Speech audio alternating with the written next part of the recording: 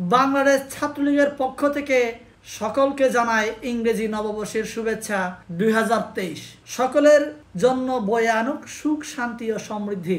মোহাম্মদ সার্জিস আলম, বাংলাদেশ ছাত্রলীগ কেন্দ্রীয় কমিটি। সার্জিসকে নিয়ে কথা বলি। সার্জিস ফ্যানরা আমাকে নিয়ে নানা গালাগালি মন্তব্য করেন।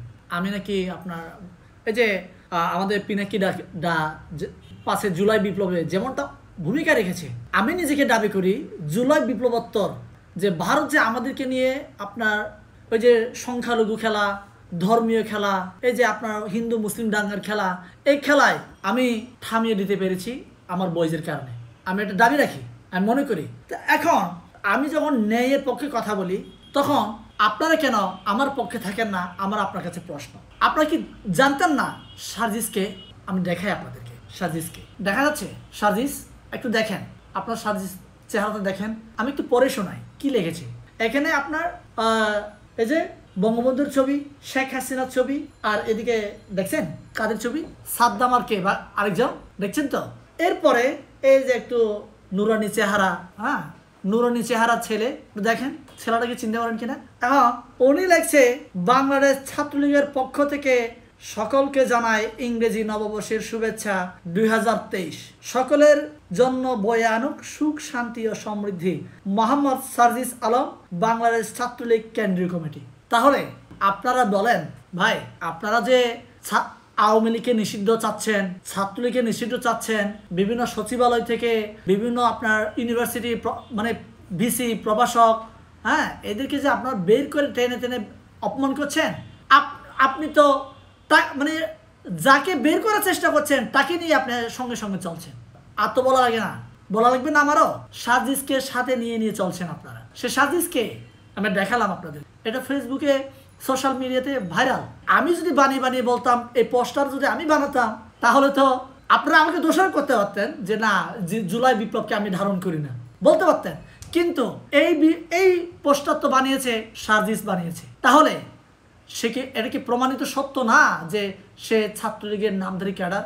এখন এই ক্যাডারেই নাকি আমি শুনতে পাচ্ছি এই যে উপদেষ্টা পর্ষদ চেঞ্জ হবে, এই জায়গাগুলোতে সে তদবির চালাচ্ছে। শেখ হাসিনা কি আবার নিষিদ্ধ করতে চান, ফাঁসিতে ঝুলাতে চান?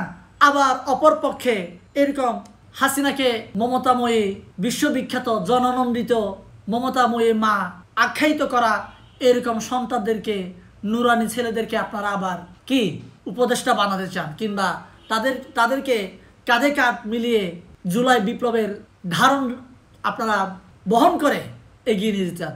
কেন ভাই? আপনারা কেন হিপোক্রেটের আচরণ করেন? দুমুখী সাপের মতো কেন আচরণ করেন? আমি চাই আপনারা তাদেরকে এড়িয়ে চলেন। আমিও এই জুলাই বিপ্লবের একজন মাঠকর্মী। আমি হয়তো বা আপনাদের মতো সোশ্যাল মিডিয়াতে সামনের সারিতে আমি ছিলাম না, কিন্তু আমি সোশ্যাল মিডিয়া থেকে শুরু করে আপনার ফাইন্যান্স করে এই বিপ্লবটাকে এগিয়ে নিয়ে যাওয়ার ক্ষেত্রে আমরা কাজ করেছি। আমি যদি বলি সার্জিস, এরা কোথায় ছিল? এরা ছিল হচ্ছে আপনার হারুন হোটেলে ছিল। এরা তো সই করেছে যে না ভাই আমরা স্থগিত করলাম, আমরা আর সামনে আগাবো না। ওরা আত্মসমর্পণ করেছিল না? আপনার সবার তো মনে থাকার কথা। তাহলে ওরা আত্মসমর্পণ করার পরে এই আন্দোলনটাকে কারা নিয়ে গেছে? এই যে আমাদের মতো সারা আমাদের এই বাংলাদেশের 18 কোটি জনগণই এই আন্দোলনটাকে এগিয়ে নিয়ে গেছে। এটা কোনো একপাক্ষিক না, এটা ঢাকা ইউনিভার্সিটি না, এটা কোনো ব্র্যাক ইউনিভার্সিটি না, কিংবা এটা ছাত্র দল, কিংবা বিএনপি, কিংবা ছাত্র শিবির, কিংবা জামাত, এটা একার না, এটা আমাদের সবার। এই জন্য আমি বলি সবাইকে স্বীকৃতি দেওয়ার জন্য আপনারা কাজ করেন।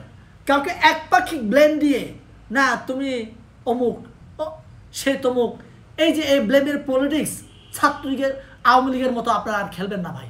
আমার আপনাদের কাছে অনুরোধ থাকবে, প্লিজ বিপ্লবটাকে ধারণ করেন।